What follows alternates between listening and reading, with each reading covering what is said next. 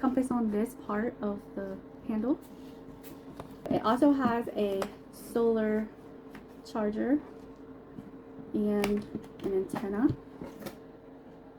Here is the hand crank radio.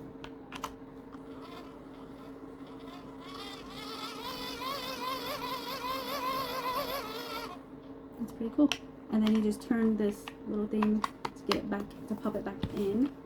Let's turn this flashlight on. And has the reading light, different things as well, and the SOS